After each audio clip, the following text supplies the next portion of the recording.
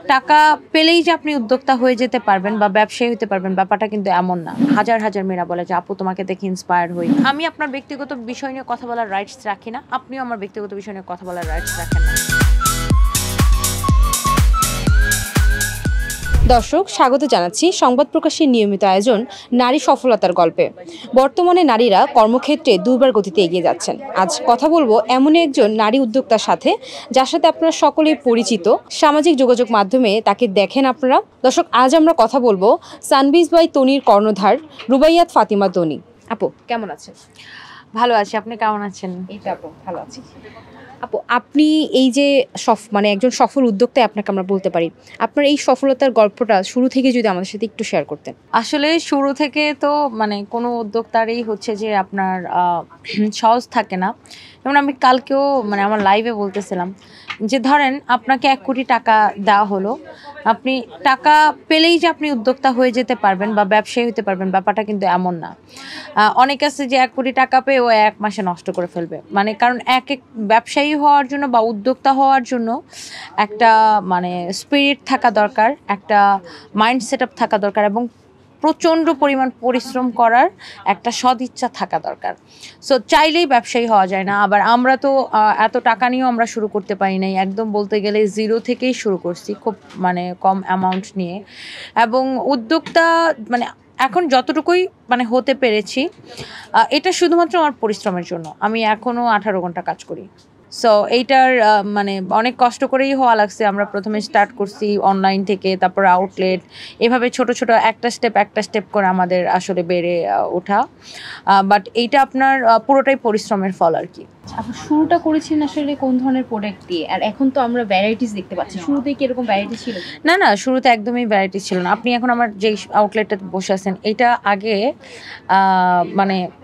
এটার যে ধরেন 4 ভাগের 1 ভাগ অংশ আমার কাপড়ে হইতো, আর বাকি ভাগ খালিই থাকতো।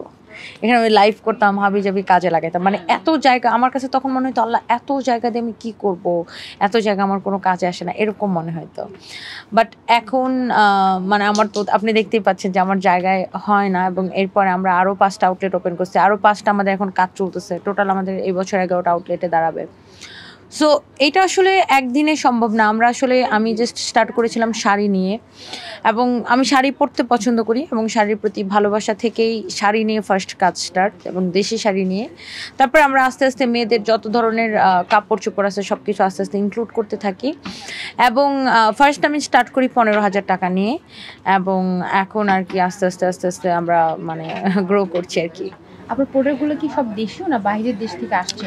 না, আমরা প্রথম দিকে শুধু দেশি করতাম, এখন আমরা ইন্ডিয়ান, পাকিস্তানি, থাইল্যান্ড থেকে আপনার ওয়েস্টার্ন থেকে শুরু করে থাইল্যান্ডের ব্যাগ সব কিছু করি আমরা।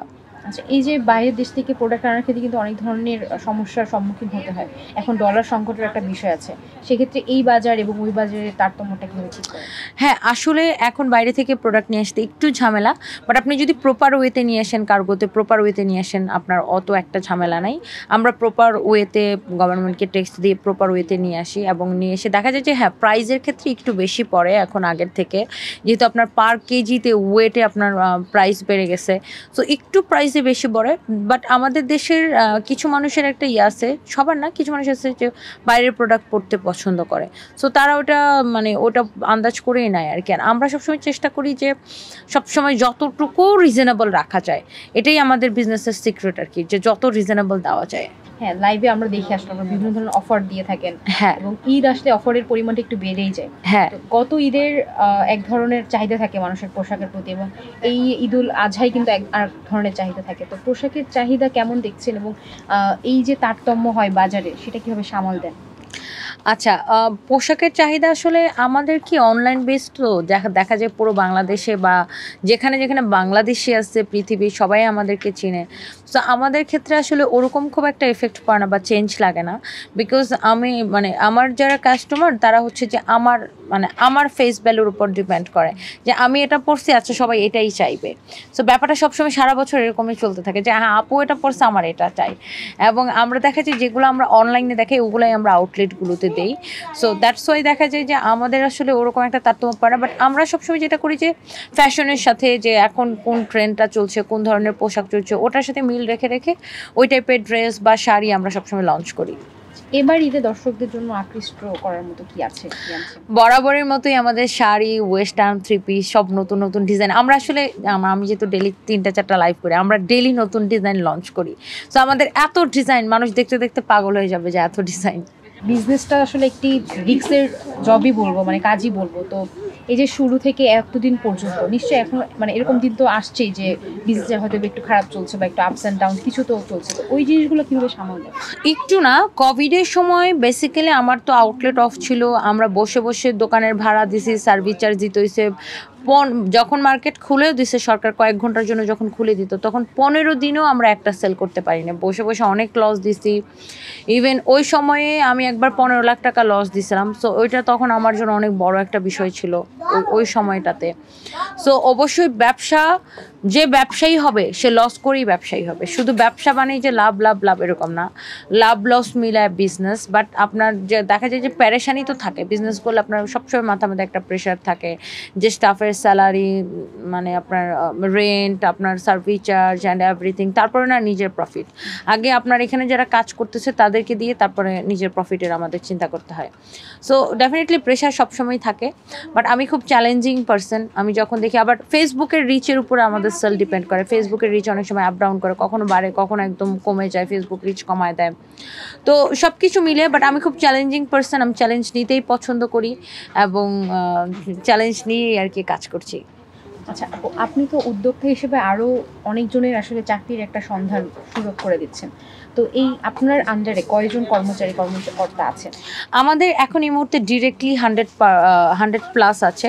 বাট ইনডিরেক্টলি আমরা যদি বলি, যেমন আমাদের সাথে অনেক ফ্যাক্টরি সাব কন্ট্রাক্টে কাজ করে, আমাদের সাথে অনেক ডেলিভারি কোম্পানি কাজ করে, আমাদের সাথে ধরেন অনেক তাঁতিরা কাজ করে। ইনডিরেক্টলি আমাদের সাথে কিন্তু হাজার হাজার মানুষ কানেক্টেড এবং কাজ করছে। বাট ডিরেক্টলি আমার 100+ হচ্ছে যে স্টাফ আছে। এরপর তারা বাড়বে যেহেতু আপনি শপও বাড়ছে। ইনশাআল্লাহ ইনশাআল্লাহ। এবং আমার ইচ্ছা আছে যে বাংলাদেশের প্রত্যেকটা শহরে একটা করে সানবিজ বাই তনির আউটলেট হবে, যেখানে মেয়েরা ছেলেরা কাজ করতে পারবে। এবং আমার বিজনেসে একটা বড় জিনিস হচ্ছে আমি স্টুডেন্টদেরকে চাকরি দিই।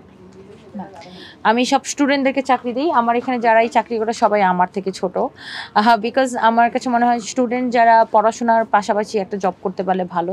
যেহেতু আমি যেহেতু নিজে স্টুডেন্ট বয়স থেকে কাজ শুরু করেছি, বা জীবনের স্ট্রাগল লাইফ আমার শুরু হয়েছে স্টুডেন্ট থাকা অবস্থায়। সেই জন্য আমি স্টুডেন্টদেরকে সবচাইতে বেশি প্রায়োরিটি দিই। আচ্ছা আপু, আপনি যেটা বলছিলেন যে আপনার কিন্তু এই মার্কেটিংয়ের মূল জায়গাটাই বা অধিকাংশ ফোকাসটাই কিন্তু আসলে ফেসবুকে হয়। তো এই যে ফেসবুকে আপনি লাইভ দিচ্ছেন দিনে 3টা করে বা এর অধিকও দেওয়া হচ্ছে প্রয়োজনে, তো সেই সময় কিন্তু নানা রকম কমেন্ট আসে এবং আমরা দেখি যে বোল্ডলি অ্যান্সার করেন, কখনোই কিন্তু এড়িয়ে যান না। অনেকেই আছে এড়িয়ে যায়, না অ্যান্সার করবো না, এটা নিজেদের উপর। বাট আপনি অলওয়েজ এটাকে ফেস করেন, এই মনোভাবটা আসলে কেন? এই যে বললাম, আমি চ্যালেঞ্জ নিতেই পছন্দ করি। ছোটবেলা থেকে আমার আল্লাহ আমাকে একটা জিনিস দিছে, বাই বন গড গিফটেড, সেটা হচ্ছে সাহস এবং সৎ সাহস। বিকজ দেখেন আপু, আপনি কাজ করছেন, আপনি একজন সাংবাদিক, আপনার কাজ হচ্ছে আপনি আপনার কাজ করছেন, আপনি কিন্তু কারো ক্ষতি করছেন না। আমার কাজ হচ্ছে, আমি একজন ব্যবসায়ী, আমার কাজ হচ্ছে আমার পণ্যের প্রমোশন করা। আমি লাইভে যে প্রমোশন করি, আমি কিন্তু কারো ক্ষতি করছি না। বা আমার যে ব্যক্তিগত বিষয়গুলোকে মানুষ টেনে নিয়ে আসে, তারা কিন্তু কেউই আমাকে ব্যক্তিগতভাবে চিনে না এবং আমিও তাদের কাউকে ব্যক্তিগতভাবে চিনি না। এখন খামাখাই আমি গেছি লাইভে, কেউ একজন আমার পোশাক নিয়ে কথা বললো, কেউ একজন আমার ব্যক্তিগত জীবন নিয়ে টানাটানি করলো। সো এইটা মানে আমি কেন মুখ বুজে সহ্য করবো? যেহেতু পেজটা আমার, বা আমি এখানে কাজ করছি এবং সৎভাবে উপার্জন করছি, দেশের মানুষের উপকার করছি, দেশের উপকার করছি, সেখানে কেউ একজন আমাকে অযথা কেন প্যারেশানি করে যাবে? তাইলে কি আপনি যখন ইগনোর করবেন তখন কি ইফটিজিংকে প্রশ্রয় দেওয়া, তাই না? ইফটিজিংকে প্রশ্রয় দেওয়া। আপনি যখন চুপ করে থাকবেন, আপনি ইফটিজিং যেটা হয়, যেটা আপনার রাস্তাঘাটে হয়, আপনার অফিস কলিগরাও করে, বিভিন্ন জায়গায় হয়, আপনার আজকাল সোশ্যাল মিডিয়াতে হয়। তো আমার কাছে মনে হয় যে ইগনোর করলে এই সমাজ পরিবর্তন হবে না। ইগনোর করা কখনো কোনো কিছুর সমাধান হতে পারে না। আপনাকে কথা বলতে হবে, মানুষকে বোঝাইতে হবে, আপনাকে অ্যান্সার করতে হবে, আপনাকে আপনার জায়গাটা পরিষ্কার করতে হবে এবং এই সমাজের দুষ্ট মানুষের মনোভাব পরিবর্তন করতে হবে। তাইলে এই সমাজ এগিয়ে যাবে এবং মেয়েদের জন্য একটা নিরাপদ সমাজ কিন্তু আমরা, বা আমাদের পরবর্তী প্রজন্মের জন্য একটা নিরাপদ সমাজ আমরা তৈরি করতে পারবো।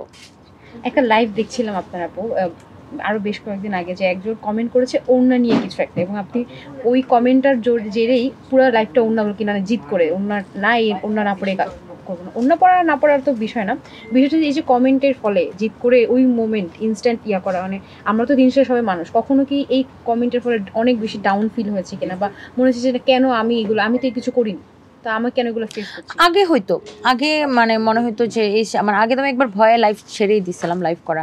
প্রথম দিকে অনেক ভয় পাইতাম, মনে হইতো মানুষ খামাকা কেন আমার পার্সোনাল লাইফ নিয়ে আমাকে অ্যাটাক করে। এবং আমি আমার কাছে মনে হয় যে পোশাকটা সম্পূর্ণ আমার কমফোর্টের বিষয়। আমি কোনটা পরে কমফোর্টেবল এবং আমি কোনটা ক্যারি করতে পারছি। সবাই কিন্তু সব কিছু ক্যারিও করতে পারে না। যেমন আপনি খেয়াল করবেন, আমি ওয়েস্টার্ন শাড়ি, থ্রি পিস যখন যেটা লাগে সব কিছু আমি ক্যারি করতে পারি। এখন আমার কথা হচ্ছে, যেমন আপনি হিজাব করছেন, দেখতে ভালো লাগছে, আপনার ইচ্ছা, আপনি হিজাব করতেছেন, আমার দেখতে ভালো লাগতেছে, সত্যি ভালো লাগতেছে। এখন আমি কিন্তু কখনোই আমি আপনাকে বলবো না আপু আপনি হিজাব করছেন কেন, হিজাব খোলেন, আমি তো হিজাব করি নাই, আমি এটা বলবো কখনোই? বা আপনাকে কেউ কখনো হয়তো এটা বলে নাই। বাট অনেকের আছে সমস্যা, তো আমি হিজাব করছি তুই হিজাব কর, তাই না?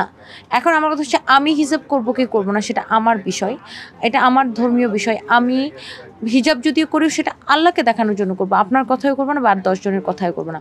সেটা হচ্ছে আল্লাহর সন্তুষ্টির জন্য করতে হবে এবং এটা মন থেকে আসতে হবে, লোককে দেখানোর জন্য না, যে শুধুমাত্র লাইভে আসার জন্য বা ফেসবুকে মানুষকে দেখানোর জন্য তারপর আমি যা তা করে বেড়াইলাম কিন্তু লাইভে এসে। আর ভালো মানুষের সংজ্ঞাটা আসলে পোশাকের উপর ডিপেন্ড করে না, মনের উপর, মানবিক গুণাবলীর উপর ডিপেন্ড করে। এইটা হচ্ছে একটা বিষয়। আরেকটা জিনিস আপনি বলছিলেন যে মানে আমি ডাউন ফিল করি কিনা। প্রথম দিকে অনেক করতাম, এখন আর আসলে আমি একদমই করি না। এখন আমাকে যখন মেয়েরা বলে, যে হাজার হাজার মেয়েরা বলে যে আপু তোমাকে দেখে ইন্সপায়ার হই, বা তোমাকে দেখে ভালো লাগে, বা আপু তোমাকে দেখে অনেক কিছু শিখি, তোমাকে দেখে প্রতিবাদ করে শিখি, বা আপু তোমার জীবনের সাথে আমাদের জীবনের গল্প মিলে যায়, এই যে হাজার হাজার নারীরা, তাদের এসব কমেন্ট আমাকে এখন ইন্সপায়ার করে। এবং আমার কাছে মনে হয় যে যারা এই উল্টাপাল্টা কমেন্ট করে তাদেরকে আসলেই মানে একটা শিক্ষা দেওয়া উচিত বা তাদেরকে রিপ্লাই করা উচিত। এবং যে বিষয়টা যে ওড়নার, এটা আসলে ফান করে হয়েছিল। নর্মালি আমি থ্রি পিস পরি না, আমি শুধু লাইভের সময় থ্রি পিস পরি, বা কোথাও যদি অফিসিয়াল কাজে খুব একটা প্রয়োজন পড়ে আমি তখন থ্রি পিস পরি। আদারওয়াইজ থাকে না যে রেগুলার পোশাক থ্রি পিস পরা, ওটা আমি পরি না। আমি রেগুলার পোশাক অলওয়েজ আমি ওই যে থাকে না যে টপস, গাউন টাউন, বা leggings, tops, T shirt, pant, shirt, মানে ওয়েস্টার্ন পরি আর কি। আমি ছোটোবেলা থেকেই ওয়েস্টার্ন বেশি পরি। থ্রি পিস যে পরি না তাও না, থ্রি পিস মানে রেগুলার পরি না, বাট কোনো জায়গায় দরকার লাগলো বা কোনো একটা ফর্মাল মানে আমি চাই পরি, মানে যখন যেটা প্রয়োজন পড়ে আমি ওটা পরি। বাট আমি শাড়ি সবচাইতে বেশি পরি। আমাকে কোনো ধরেন আমি একটু পরে একটা বিয়ের অনুষ্ঠানে যাবো, সেখানে আমি শাড়ি পরে যাব। এখন এটা হচ্ছে কি আপনি কোন সময় কোনটা পরছেন, কোনটাতে কখন কমফোর্টেবল, এটা নিয়ে, এটা আপনার উপর ডিপেন্ড করে। এটা নিয়ে আরেকজন এসে জ্ঞান দিবে, ওটা তখন আসলে ভাল লাগে না। তো আমি আসলে লাইভে এরকম একটা ড্রেস দেখাচ্ছিলাম, তো ওনাটা আমার সাইডে ছিল, তো এক ছেলে আমার এরকম একটা নোংরা কমেন্ট করছিল, তখন আমি বলছি নেই, ওনার রেখে দিলাম, মানে আমি এখন ওনার রেখেই লাইভ করবো, মানে আপনার কি, তাই না? এখন আমাদের দেশের কিছু মানুষের ওই ম্যানার্সটাই নাই, ওই শিক্ষাটাই নাই, যে আমরা একটা মানুষ সম্পর্কে কতটুকু কথা বলতে পারবো, বা আমাদের কথা বলার গণ্ডি কতটুকু বা পরিসীমা কতটুকু, এই ম্যানার্সটা আমরা জানি না। কারণ আমি আপনার ব্যক্তিগত বিষয় নিয়ে কথা বলার রাইটস রাখি না, আপনিও আমার ব্যক্তিগত বিষয় নিয়ে কথা বলার রাইটস রাখেন না। কিন্তু মানুষ এই যে পরচর্চা বা পরনিন্দার মধ্যে মত্ত থাকে, তারা যদি এসব না করে কাজ করতো, আমাদের দেশ পরিবর্তন হয়ে যেত। ভাইয়া অসুস্থ ছিল, আমরা দেখেছি, তখন আমরা দেখলাম যে অনেক পজিটিভ কমেন্ট আসছে এবং একটা আপু সোশ্যাল মিডিয়ায় তিনিও বেশ অ্যাক্টিভ, তিনি নিচ থেকে এসে আপনার এখানে এসে লাইভ করেছেন এবং আপনাকে যে এই যে আপনার পাশে এসে দাঁড়ানো এবং অনেক পজিটিভ কমেন্টও আপনি তখন পেয়েছিলেন, এই বিষয়টা কেমন লাগে যে মানে এই যে লাইভ করে বা সোশ্যাল মিডিয়াতে থেকে এত মানুষের কাছে মনের মধ্যে চলে যাওয়াটা? না, আমার কাছে জিনিসটা খুবই ভালো লাগে, বা আমার কাছে মানে আমি বারবার বলি এটা, যে it's a blessing for us actually. Because আমার হাজব্যান্ডের জন্য এত মানুষ দোয়া করছে, এবং আমি এখনও বলি, আমাকে অনেকে বলে আপু আপনার লাইভে নেগেটিভ কমেন্ট আসে। দেখেন আমার লাইভে মেয়েরা নেগেটিভ কমেন্ট করে না, আপনি এটা খেয়াল করবেন, আমাকে কোনো মেয়েরা নেগেটিভ কমেন্ট করে না। আপনি যদি 5,000 মেয়েদের কমেন্ট পান, ওখানে হয়তো একটা কি দুইটা নেগেটিভ কমেন্ট পাবেন মেয়েদের নেগেটিভ কমেন্ট পাবেনই না, বিকজ মেয়েরা অ্যাকচুয়ালি আমাকে ভালোবাসে, সাপোর্ট করে। সো এটা আমার কাছে অনেক বেশি ভালো লাগে। এখন কিছু ছেলে তাবল ছেলে, যাদের কোনো কাজ নাই, যেহেতু আমি একটু বেশিই ভাইরাল বা মানুষ আমাকে একটু বেশিই চিনে, এখন দেখা যায় যে এখন একজনকে ধরেন 100 মানুষ চিনে, তার কমেন্টের সংখ্যা থাকবে কম। এখন ধরেন আমাকে 1 লাখ মানুষ চিনে, আমার কমেন্টের সংখ্যা বেশি থাকবে, তাই না? তো এখানে পজিটিভ কমেন্টের সংখ্যা বেশি থাকবে, নেগেটিভ কমেন্টের সংখ্যা বেশি থাকবে। সো আমাকে যারা নেগেটিভ কমেন্ট করে কিছু উল্টাপাল্টা ছেলে, সো আসলে আই রিয়েলি ডোন্ট কেয়ার, আমার আসলে কিছু আসে যায় না মানে ওদের কমেন্টে, বিকজ আমি জানি আমার কি করতে হবে, বা আমি নিজের কাজটাই মনোযোগ দিয়ে করতে চাই, বা ওটাই করছি আর কি। আচ্ছা, আমরা আপু দেখছি আপনার দুটো বেবি আছে, ওদেরকে নিয়ে যদি একটু বলতেন। ইউজুয়ালি ওদেরকে নিয়ে ওইভাবে খোলাসা করে কথা বলা হয় না, তো সেইটা ওদের। আচ্ছা, আমার বেবি দুইটা অনেক দুষ্টু। আমার মেয়েটা হচ্ছে যে স্ট্যান্ডার্ড 1-2 উঠলো, আর আমার ছেলেটা এই বছর স্কুলে যাবে। আর আমার মেয়েটা হচ্ছে আমার প্রথম সংসার, আমার মেয়ে মানে আমার নিজের মেয়ে। আর আমার ছেলে হচ্ছে পরে আমার এই বিয়ের পরে আমার হাজব্যান্ড আর আমার সন্তান। বাট ওদের দুজনের বন্ডিং অনেক ভালো। আমার লাইভের সময় দেখবেন পিছনে দুজন মানে এসা দুষ্টামি করে, এত পরিমাণে দুষ্টামি করে, পাগল করে দেয়। আর আমার ছেলে যখন সানভি, আমার মেয়ের নাম সানভি, স্কুলে যায় একটু পর বলে মাম্মি সানভি কোথায়, সানভি কোথায়, সানভি কোথায়। ও বলে শানভি, শানভি কোথায়, শানভি কোথায়, মানে এরকম পাগল অলসো। বাট ওদের বন্ডিং অনেক ভালো। আর আমার হাজব্যান্ড আসলে মানে আমাদের বাচ্চাদের মধ্যে ওই জিনিসটা মানে থাকে না যে সৎ ভাই বোন, বা ওই জিনিসটাই নাই আমাদের বাচ্চাদের মধ্যে। মানে ওই মেন্টালিটি নিয়ে বা ওই জিনিসটাই মানে ওরা বুঝেই না ওটা কি, বা ওরকম কিছু না। ওরা দুজন মানে ভাই বোনের বন্ডিং মানে কি বলবো যে একদম জানের, একজন আরেকজনের ছাড়া বাঁচে না, এরকম আর কি। ইভেন আমার মেয়ে যখন তার বাবার বাসায় যায়, ওখানেও তার মানে বাবার ওখানে তার 2টা মেয়ে আছে, তার 2টা বোন আছে ওখানে। ওদের সাথেও ওর বন্ডিং ভালো, কারণ আমরা না বাচ্চারা হচ্ছে অ্যাঞ্জেল। তো বাচ্চাদেরকে আসলে এইসব মানে আমাদের এই দুনিয়ার বেড়াজাল বা ঝামেলা থেকে দূরে রাখাটাই ভালো। বাচ্চাদেরকে বাচ্চাদের মতো ট্রিট করা উচিত, বাচ্চাদেরকে বাচ্চাদের মতোই ভালোবাসা উচিত। সংবাদ প্রকাশকে অনেক ধন্যবাদ, শুভেচ্ছা যে আমাদের মতো নারী উদ্যোক্তাদের কথা আপনারা তুলে ধরছেন। এবং যারা দর্শক আছেন তারা সংবাদ প্রকাশকে ফলো করবেন, দেখবেন যে নারীদের জীবনের গল্প শুনবেন, নারীদের কথা শুনবেন, নারীদেরকে সম্মান করবেন। এবং যেটা করবেন মন থেকে করবেন, কোনো কিছু ধর্মের বেড়াজালে নয় বা কোনো শোনা কথা নয়, নিজের বুদ্ধি খাটিয়ে। এবং আমরা আপনাদেরই বোন, আপনাদেরই সন্তান, কারো না কারোর মা, কারো না কারোর সন্তান। সো নারীরা সমাজের অনেক বড় একটা অংশ, এবং নারীরা এগিয়ে গেলেই দেশ এগিয়ে যাবে। এবং আবারও ধন্যবাদ সংবাদ প্রকাশকে, থ্যাংক ইউ সো মাচ। দর্শক, এতক্ষণ শুনছিলাম একজন সাহসী বোল্ড নারী উদ্যোক্তার গল্প। পরবর্তীতে আমরা আবারও হাজির হব আরও একজন নারী উদ্যোক্তাকে সঙ্গে নিয়ে। ততক্ষণ সঙ্গে থাকুন সংবাদ প্রকাশের। সবাইকে ধন্যবাদ।